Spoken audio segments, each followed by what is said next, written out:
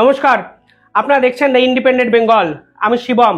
সাধারণত এই ধরনের ভিডিও ইউটিউব রেকমেন্ড করে না, তাই আপনাদের কাছে ছোট্ট একটা অনুরোধ, যারা এই ভিডিও দেখছেন তারা পারলে ভিডিওটিকে শেয়ার করে সকলের কাছে পৌঁছে দেবেন। কারণ বাংলাদেশের রংপুরে কালকে সনাতনী এবং সংখ্যালঘুরা যেরকম ভাবে আন্দোলন করলেন এবং কার্যত সরকারের সমস্ত হুঁশিয়ারিকে অগ্রাহ্য করে নিজেদের অধিকার আদায়ের জন্য লড়াই করলেন, তা বিশ্বের প্রতিটি কোণায় পৌঁছে দেওয়া উচিত বলে আমার মনে হয়। আর এই সনাতনী এবং সংখ্যালঘুদের উপর এই অত্যাচারের ঘটনা বাংলাদেশের ইন্টারনাল পলিটিক্সের আর যে কোনো অংশ থাকলো না, তা হয়তো সকলেই বুঝে গেছেন। কালকে রংপুরে সনাতনী যে ঐক্য, তারা একটি সমাবেশ ডেকেছিলেন, কিন্তু সমাবেশ ডাকার সময় একাধিক ক্ষেত্রে তাদেরকে বিপদের বা বিপত্তির মুখে পড়তে হয়। প্রথমত, সমাবেশের জায়গা নিয়ে একটি বিতর্কের সৃষ্টি হয়। পরবর্তীকালে ঠিক হয় পরিবর্তিত একটি জায়গায় এই বিপুল সমাবেশটি হবে। তারপরে দেখা যায় যারা এই সমাবেশ থেকে যোগদান করার জন্য আসছেন তাদেরকে পথে ঘাটে পুলিশ বাধা দিচ্ছেন। অর্থাৎ পুলিশ সরাসরিভাবে সমাবেশে যোগদান না করার জন্য বিভিন্ন রকম ভাবে উপায় ফন্দি কিন্তু বিছিয়ে রেখেছিলেন। যদিও একাধিক সনাতনী ভাই বোনেরা ফেসবুক লাইভ করেন, বিভিন্ন ভিডিও তারা আন্তর্জাতিক স্তরে সামাজিক মাধ্যম দ্বারা ছড়িয়ে দেন। পরবর্তীকালে পুলিশ প্রশাসন কিছুটা পিছু হটতে কিন্তু বাধ্য হয়। একাধিক ভিডিওতে দেখা যায় বিভিন্ন সনাতনীদের উপর কার্যত অত্যাচারের একটা ঘটনা ঘটেছে। কারুর মাথা ফেটে গেছে, কারুর শরীরের বিভিন্ন অংশ দিয়ে রক্ত বেরিয়েছে। কারা তাদের উপর অত্যাচার চালালো সেটাও কিন্তু একটা বড় প্রশ্ন। অর্থাৎ বিভিন্ন রকম বাধা বিঘ্ন এবং বিপত্তির সম্মুখীন কাটিয়ে বা এই সকল বাধা বিঘ্নকে কাটিয়ে বাংলাদেশের সনাতনীরা কিন্তু একজোট হলেন রংপুরের সেই ময়দানে। আর এরপরে চিন্ময় মহাপ্রভু যে বক্তৃতা করলেন, যেরকম বক্তব্য পেশ করলেন, তা নিঃসন্দেহে মোহাম্মদ ইউনূসের ঘুম কেড়ে নিতে বাধ্য। একজন চিন্ময় মহাপ্রভুকে সামলাতেই এই বাংলাদেশের অন্তর্বর্তীকালীন সরকারের অবস্থা যদি এরকম হয়, তাহলে ভারত কিংবা আমেরিকা যখন প্রবল শক্তি নিয়ে বাংলাদেশের বিপক্ষে ঝাঁপিয়ে পড়বে, তখন এই ইউনূস সরকার বা তার এই সমন্বয়ক উপদেষ্টা বা সেনাবাহিনী কর্তারা যে কোথায় পালাবেন আমি সত্যি বুঝতে পারছি না। একটু টেকনিক্যাল অ্যানালাইসিস এবার আসি। কালকে চিন্ময় মহাপ্রভুর বক্তৃতা আমি পুরোটা শুনলাম। তিনি 28 থেকে 30 মিনিটের বক্তব্যে একাধিক বিষয় নিয়ে কথা বলেছেন। এই বিষয়গুলো যদি দুভাগে ভাগ করেন তাহলে দেখবেন প্রথম পার্টে ছিল ইন্টারনাল পলিটিক্স নিয়ে কথা, এবং পরবর্তীকালে তিনি এক্সটার্নাল একাধিক ইস্যু নিয়ে কিন্তু জনমানুষের মধ্যে অ্যাওয়ারনেস তৈরি করার চেষ্টা করেছেন। এবং পুরো বক্তৃতাটাই রাজনৈতিক বক্তৃতা না হলেও এর প্রত্যেকটি কথা নিয়ে কিন্তু রাজনীতি হতে বাধ্য, এবং জিওপলিটিক্যাল ক্ষেত্রে কিন্তু এই প্রত্যেকটি কথার একটা আলাদা গুরুত্ব আছে। কারণ তিনি যে সংস্থাকে রিপ্রেজেন্ট করেন, সেই ইসকন শুধুমাত্র বাংলাদেশের কোনো সংস্থা নয়। ইসকনের সংস্থা আমেরিকা, ভারত এবং বিশ্বের একাধিক প্রভাবশালী দেশে কিন্তু বর্তমান আছে। ফলে তার এই ধরনের কথা নিয়ে বিশ্বের বিভিন্ন নিউজ পত্রিকায় লেখা হবে, বিভিন্ন নিউজ পত্রিকায় এটা নিয়ে আন্দোলিত হবে, এটাই কিন্তু স্বাভাবিক। তিনি শেষ করেছেন তুলসী গ্যাবটকে দিয়ে। কখনো ইসকনকে জঙ্গি দিচ্ছে, আরে ভাই, যেই দেশ জঙ্গি দমনের সারা পৃথিবীতে নেতৃত্ব দিচ্ছে, যেই দেশ এখনো তাদের সঙ্গে জঙ্গি দমনের সহায়ক চুক্তি করে আজকে তাদের সঙ্গে কাজ করছো, যদি জঙ্গি হয় সেই ইসকনের ভক্ত কি করে আমেরিকায় গোয়েন্দা বিভাগের প্রধানের দায়িত্ব নেয়? তবে প্রথম থেকে শুরু করি। আপনারা যদি এই পুরো ঘটনা বা এই পুরো বক্তব্য আপনারা শোনেন, তাহলে আপনারা এই বক্তব্যের পিছনে আমার কথার সঙ্গে যদি মেলান, তাহলে বিশ্লেষণটা বুঝতে পারবেন। আমার অনুরোধ থাকলো আপনারা বক্তব্য এবং আমার কথা দুটো একই সঙ্গে শুনুন, তাহলে বুঝতে পারবেন প্রত্যেকটি নিখুঁত শব্দচয়ন, প্রত্যেকটি নিখুঁত বিষয়ে উনি যেভাবে রিপ্রেজেন্ট করার চেষ্টা করেছেন, তাতে বাংলাদেশের সনাতনীরা শুধু ইন্সপায়ার্ড হবে তাই নয়, গোটা বিশ্বের সনাতনী সংখ্যালঘুরা কিন্তু ইন্সপায়ার্ড হতে বাধ্য। কারণ তিনি বুঝিয়ে দিয়েছেন সনাতনীরা আর যাই করুক, লড়াই করার আগে হার মেনে নেয় না। তাদের বিরুদ্ধে রাষ্ট্রদ্রোহী মামলা থেকে শুরু করে সেনাবাহিনীর অত্যাচার, একাধিক ক্ষেত্রে তাদেরকে দমন করার একটা যে চেষ্টা মোহাম্মদ ইউনূস করেছিলেন, কাল হয়তো গোটা বিশ্ব আন্তর্জাতিক মহলও বুঝে গেছেন এই সনাতনীরা হয়তো রক্তবীজের মতো, ঠিক যখনই তাদেরকে হত্যা করার চেষ্টা করবে, সেই রক্তবিন্দু দিয়ে নতুন এক সনাতনী সংখ্যালঘু ভাইয়ের জন্ম হবে। চিন্ময় মহাপ্রভু সেই কথাই কিন্তু সেই পুরনো ঝাঁজ নিখুঁত রাজনৈতিক বাক্য এবং আন্তর্জাতিক বিশেষজ্ঞদের মতো একাধিক শব্দচয়ন করে উনি কিন্তু আন্তর্জাতিক ইস্যু করে ফেললেন এই রংপুরের সমাবেশটাকে। তিনি প্রথমে যে কথা বলেছেন তা একটু আপনাদের বলে দিই। তিনি পরিষ্কারভাবে বলেছেন এই রংপুরের এই পার্টিকুলার জায়গায় নেট স্লো করে দেওয়া হয়েছে, কারণ তারা চায় না আমাদের এই সমাবেশ, আমাদের এই খবর সকল জায়গায় প্রচারিত হোক। এটাই স্বাভাবিক। বাংলাদেশের কোনো মিডিয়ায় সংখ্যালঘুদের এই খবর কিন্তু বিস্তারিত প্রচার করে না, তার জন্য আন্তর্জাতিক স্তরের একাধিক মিডিয়া কিন্তু এগিয়ে আসে।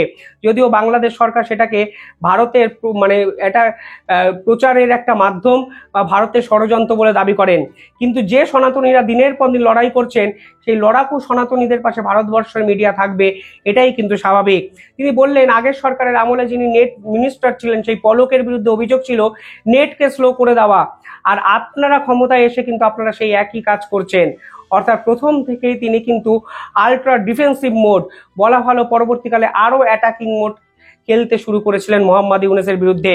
তিনি সরাসরি প্রশ্ন করলেন, যদি এই স্বাধীন বাংলাদেশে নেটকে স্লো করে দিতে হয় তাহলে কিসের এত পরিবর্তন হলো? যেভাবে পরিবর্তন আশা করা গেছিল, অর্থাৎ যে সকল শহীদরা রক্ত দিলেন, জীবন দিলেন, তারা যে নতুন উন্নততর বাংলাদেশকে দেখতে চাইলেন, আলটিমেটলি আজকে 100 দিন পরে এসে যে বাংলাদেশকে তারা দেখলেন, তাহলে কিন্তু নিঃসন্দেহে তারা বলতে বাধ্য হবেন এই পরিবর্তন বাংলাদেশের মানুষ কিন্তু ডিজার্ভ করে না। অর্থাৎ তিনি একদম ইন্টারনাল পলিটিক্সকে হিট করলেন, সাধারণ মানুষের মনের কথা বলে কিন্তু শুরু করলেন। পরবর্তীকালে তিনি পরিষ্কারভাবে বললেন ইতিহাসকে গুরুত্ব দিতে হবে। বঙ্গবন্ধু মুজিবুর রহমানকে তিনি নিয়ে একাধিক কথা বললেন। তিনি জানতেন তার কথা নিয়ে কিন্তু বিতর্ক হবে। তিনি এটাও জানতেন বঙ্গবন্ধু মুজিবুর রহমানকে এই বাংলাদেশের অন্তর্বর্তীকালীন সরকার মান্যতাই দেয় না, কারণ তারা সংবিধানকে পরিবর্তন করতে চায়, তারা বঙ্গবন্ধুর ছবি সরিয়ে দেয়, তারা জাতীয় সঙ্গীত বদলে দিতে চায়। কিন্তু এটা যে সাধারণ মানুষের কথা নয় তা কিন্তু চিন্ময় মহাপ্রভু বুঝেছেন। অর্থাৎ সনাতনী সংখ্যালঘুদের এই আন্দোলন কার্যত সরকার বিরোধী আন্দোলন না হলেও সাধারণ মানুষের আন্দোলন হয়ে যাচ্ছে, তা চিন্ময় মহাপ্রভুর কথাতেই কিন্তু পরিষ্কার। পরবর্তীকালে তিনি বললেন বিক্ষোভকারীদের কোনো স্থান দেওয়া হবে না।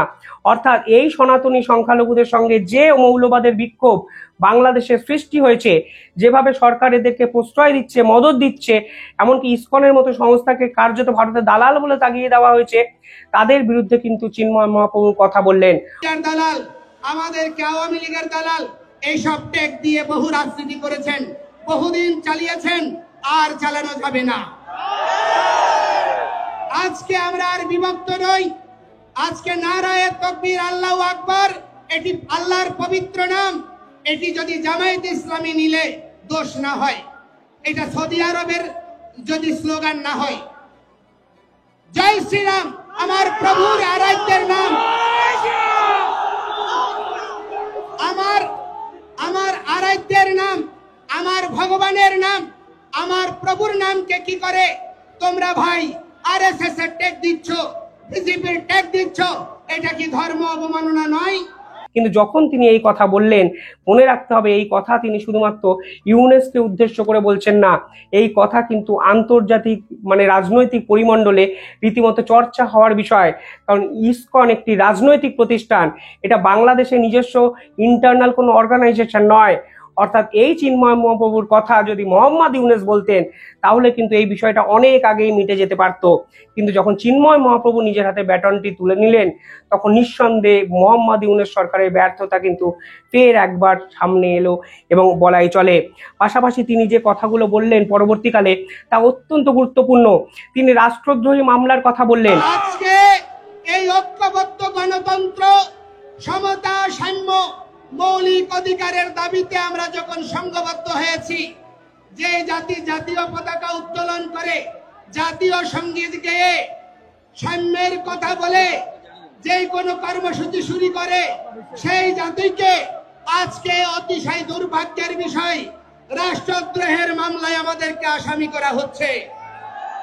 অথচ যারা এই জাতীয় পতাকায় চাঁদ তারা লাগিয়েছে, জাতীয় পতাকা ছুঁড়ে ফেলেছে, জাতীয় পতাকা পদদলিত করেছে, জাতীয় পতাকা আর জাতীয় সঙ্গীত পরিবর্তন করতে চেয়েছে, এই সরকার প্রশাসন তাদের বিরুদ্ধে একটি পদক্ষেপ গ্রহণ করেনি।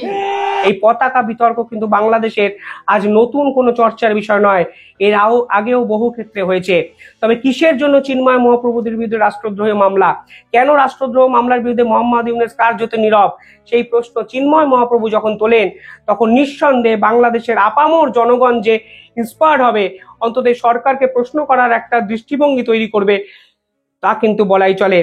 যখন কর্মসূচি করতে গিয়েছি, জেলা স্কুল থেকে এখানে আমাদেরকে ট্রান্সফার করা হয়েছে, আমাদেরকে হোটেল ছাড়তে বাধ্য করা হয়েছে পুলিশ সুপারের নির্দেশে। আমি বলতে চাই, আজকে ডিসি মহোদয় বলছে রংপুরের লোক না হলে নাকি কথা বলা যাবে না। আরে ভাই, তুমি আমার টাকায়, আমার ট্যাক্সে তুমি চাকরি করছো।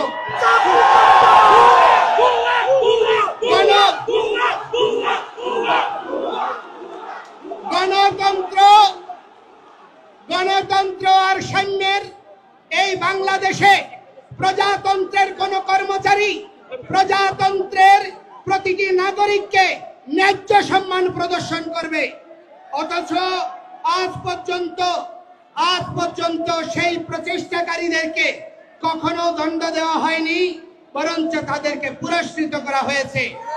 অর্থাৎ যে বাংলাদেশে বৈষম্যের কথা বারংবার উঠে আসে, সেই সাম্যবাদের বিরুদ্ধে যারা কথা বলছেন, সেই বাংলাদেশের এই যে সরকার, তাদের বিরুদ্ধে কিন্তু এই ধরনের মানসিকতা নিঃসন্দেহে নিন্দাজনক।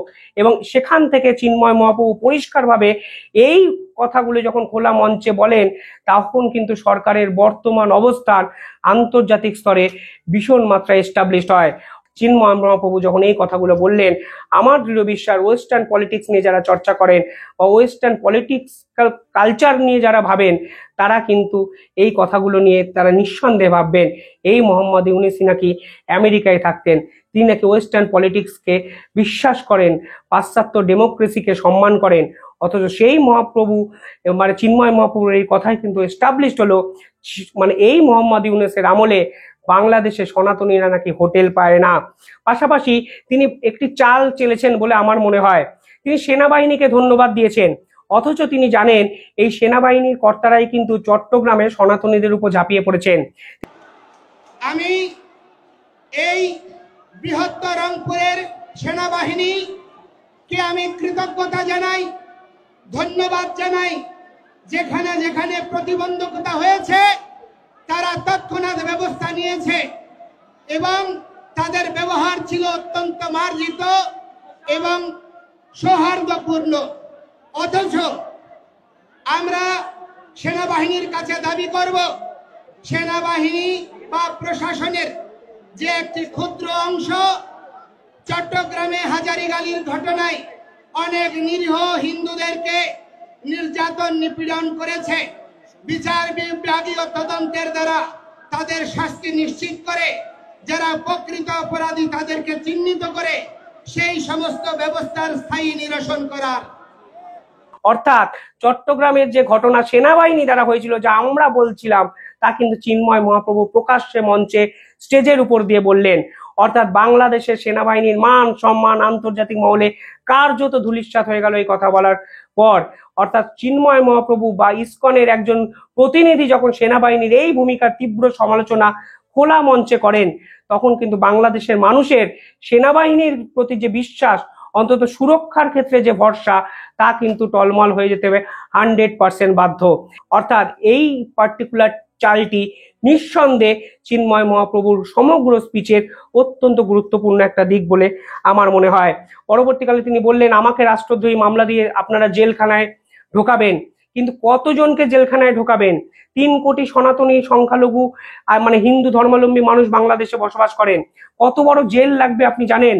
অর্থাৎ ইউনূস সরকার আখেরে যে এই জেলে ঢোকাবেন কিংবা রাষ্ট্রদ্রোহী মামলা দিয়ে কত বড় ভুল করেছেন, তা কিন্তু এবার রিয়েলাইজেশন করতে শুরু করেছেন। নিঃসন্দেহে সংখ্যালঘু সনাতনী যারা নিচু তলার কর্মী, যারা নিচু তলায় দিন মজুরি করেন, সাধারণত যারা নিচু তলায় ডেলি ইনকামের বেসিসে বেঁচে আছেন, তাদের হয়ে যখন চিন্ময় মহাপ্রভু এই ধরনের কথা বলেন, আমি আপনাদের পাশে আসি, আপনাদের আগে আমি জেলে যাব, আমি জেলে গেলে আপনারা জেলে যাবেন, 3 কোটি মানুষকে এদেরকে জেলে ভরতে হবে, এত বড় জেল বাংলাদেশেও নেই। সত্যি তো মোহাম্মদ ইউনূসকে এত বড় জেল রাতারাতি তৈরি করতে পারবেন? নিঃসন্দেহে পারবেন না। সেনাবাহিনীর পর পরবর্তীকালে তিনি প্রধান উপদেষ্টাকে সরাসরি একটি অভিযোগে বিদ্ধ করেছেন। আজকে মাননীয় প্রধান উপদেষ্টা বলেছেন, আমরা হচ্ছি বাংলাদেশি, আমরা সংখ্যালঘু নই। যদি আমরা বাংলাদেশি হই, 15,000 কোটি টাকার বরাদ্দ যে ধর্ম মন্ত্রণালয়ে, সেখানে কি করে 200 কোটি টাকার থোক বরাদ্দ হতে পারে 3টা ধর্মাবলম্বীর জন্য? সেখানে কি সমতা প্রদর্শিত হয়েছে? অর্থাৎ মুখে এক কাজে এক। আন্তর্জাতিক মহলে আবার কিন্তু মোহাম্মদ ইউনূসকে কার্যত উলঙ্গ করে দিলেন চিন্ময় মহাপ্রভু। পরিষ্কারভাবে বুঝিয়ে দিলেন, আপনি কাজে যে কথা কাজে যে কর্ম করেন, কথা যখন বলেন, এর মধ্যে কিন্তু আকাশ পাতাল পার্থক্য। মিডিয়ার সামনে আপনারা বলেন সংখ্যালঘুরা সেফ আছে, সুরক্ষিত আছে, কিন্তু আলটিমেটলি দেখা যায় কর্মে তার 180 ডিগ্রি পরিবর্তন। পাশাপাশি তিনি শেষ পাঠে অত্যন্ত গুরুত্বপূর্ণ কথা বলেছেন। তিনি বলেছেন, আমরা কি ভারতের দালাল? আমরা কিছু বললেই ভারতের দালাল কিভাবে হয়ে যায়? এবং আপনারা যখন জয় শ্রীরাম বলি, সেই জয় শ্রীরাম মানে আপনারা RSS এর ট্যাগ লাগিয়ে দেন। আদতে সেটা ভুল, সেটা মিথ্যে কথা। আমরা আমাদের যে ধর্ম, সেই ধর্মকে সম্মান জানাই জয় শ্রীরাম বলে। অর্থাৎ আমরা পরিষ্কারভাবে যে ভারতের দালাল নই, তা আজকে আপনাদের বুঝিয়ে দিচ্ছি।